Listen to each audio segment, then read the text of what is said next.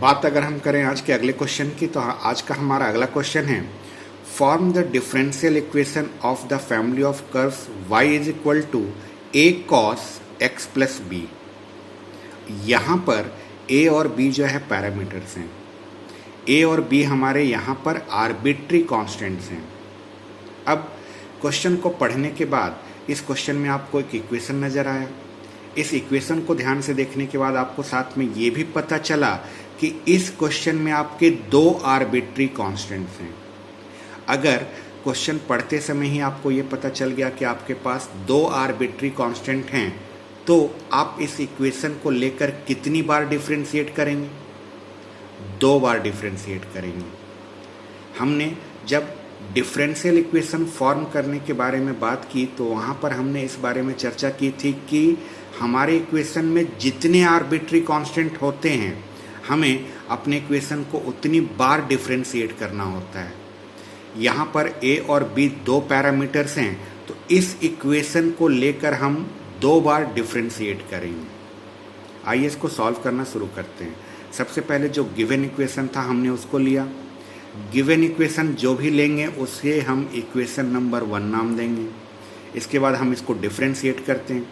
x के respect में जब हम इसे डिफरेंशिएट करेंगे तो y का differentiation dy by D x, एक कॉन्स्टेंट है बाहर रहेगा cos x।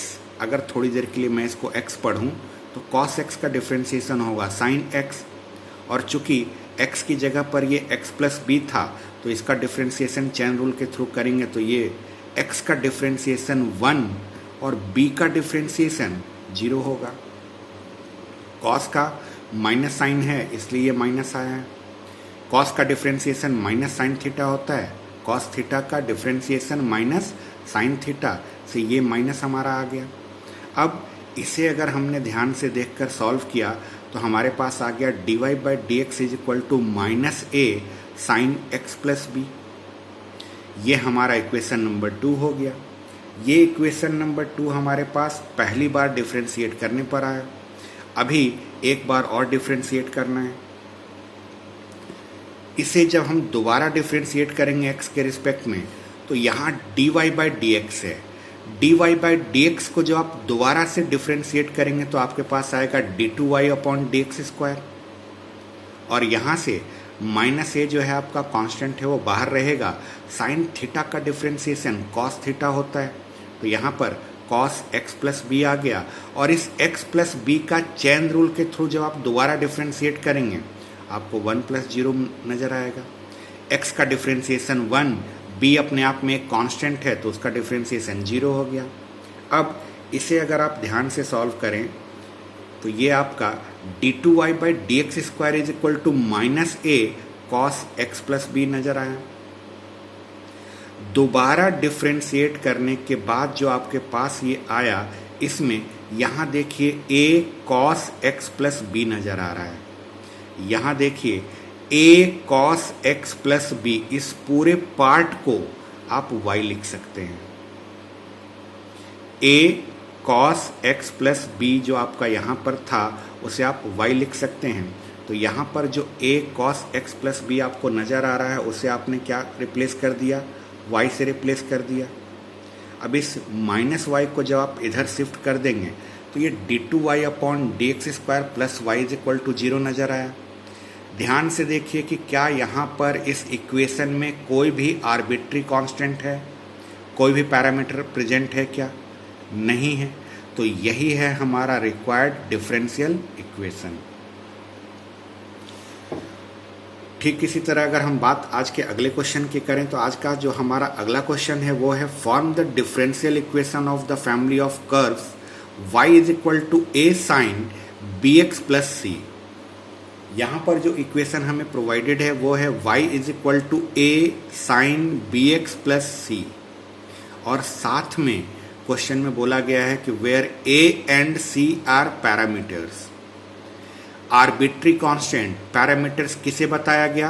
a और c को। a और c को अगर पैरामीटर्स या आर्बिट्री कांस्टेंट बताया जा रहा है तो समझ जाइए यहाँ पर आपको इस इक्वेशन को दो बार डिफरेंशिएट करना है। यहाँ पर ये मत समझिएगा कि b जो है वो भी हमारा एक पैरामीटर है या b जो है वो एक आर्बिट्री कांस्टेंट है।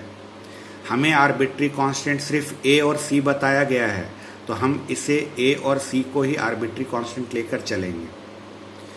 दो पैरामीटर्स हैं तो हमें इसे दो बार डिफ्रेंशिएट करना है। सबसे पहले जो गिवन इक्वेशन था हमने उसको लिखा।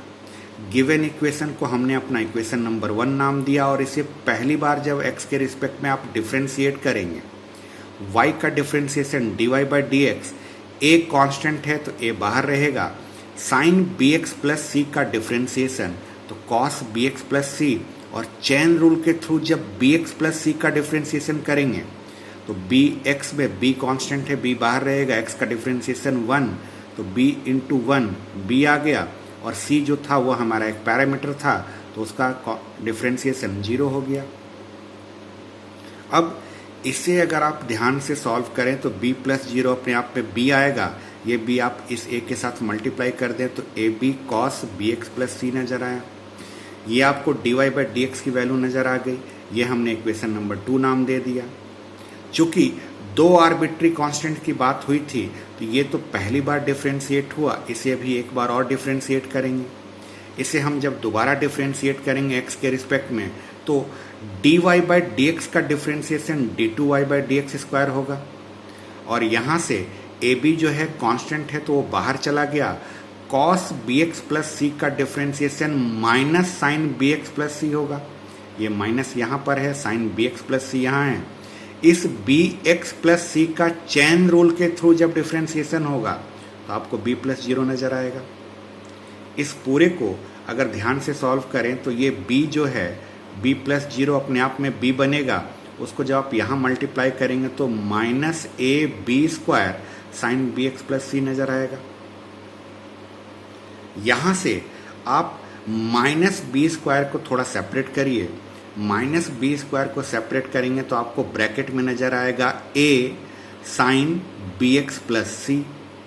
अब यहाँ देखिए a sine bx plus c, इस पूरे की जगह पर आप y प्लेस कर सकते हैं, y पुट कर सकते हैं। यहाँ पर a sine bx plus c जो है इसकी जगह पर हमने y पुट कर दिया। अब d2y upon D X square is equal to minus B square Y में बी स्क्वायर वाई को जब हमने इधर शिफ्ट किया तो d2y by D X square plus B square Y is equal to 0 आया। क्या यहाँ पर आपको कोई भी आर्बिट्री कांस्टेंट या पैरामीटर नज़र आ रहा है? क्वेश्चन में ध्यान से पढ़ेगी, ध्यान से पढ़ने के बाद आपको ये पता चला कि इसमें आर्बिट्री कांस्टेंट a और c थे। यहाँ पर हमारा फाइनल इक्वेशन में कहीं पर भी a और c नहीं है, तो यही है हमारा required differential equation. Differential equation में आपके आर्बिट्री कांस्टेंट नज़र नहीं आने चाहिए। आर्बिट्री कांस्टेंट के अलावा जितने भी चीज़ें रह सकती हैं वो सारे रहें, इससे कोई प्रॉब्लम क्रिएट नहीं होगा। बस ध्यान रखिए आर्बिट्री कांस्टेंट फाइनल इक्वेशन में नहीं आना चाहिए।